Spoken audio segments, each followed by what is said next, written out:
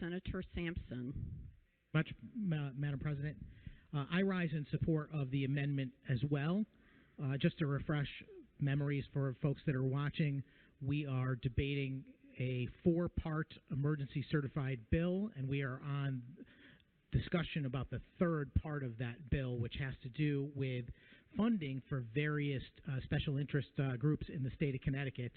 And I'm rising to support an amendment that was offered by my colleague, Senator Summers, that would replace the funding that is listed in the emergency certified bill with funding for the elderly nutrition program, as well as the LIHEAP, low-income heating assistance program.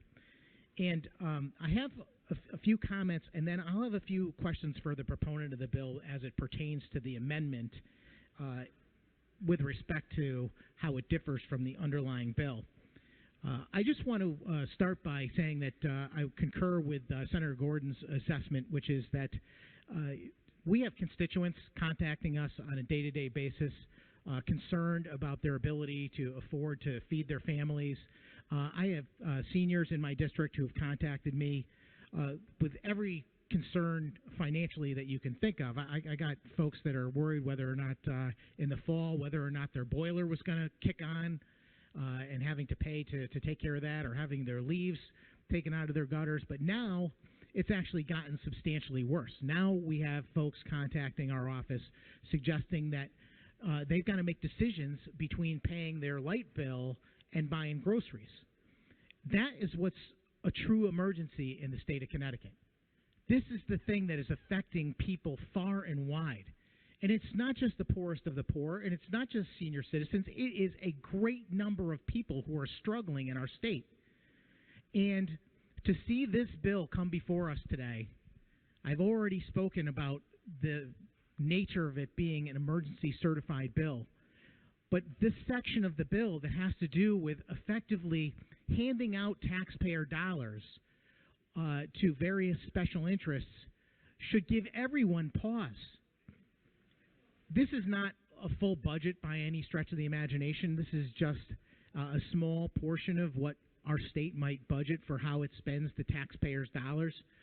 But in essence, everything that we do when it comes to our spending is part of a budget, because it has to be factored in with all the other things that are spent.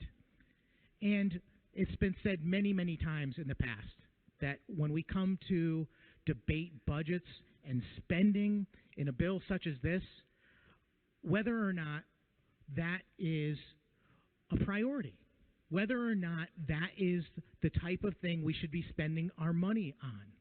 And we always discuss that a budget is a moral document. A budget is very telling to the priorities of the administration, etc. Well, this is very telling too. This document that is before us tells us how the majority wants to spend money. They don't want to spend money to pay down the public benefits charge for electricity bills to help the people that are in need. And they're not looking to do what we are in our amendment, which is to help people that are having trouble feeding themselves because they are genuinely poor. Instead, it's money going to what I would consider far left advocacy organizations, primarily in this particular case focused on abortion in the case of Planned Parenthood, illegal immigration in the case of many others, and even gender reassignment surgery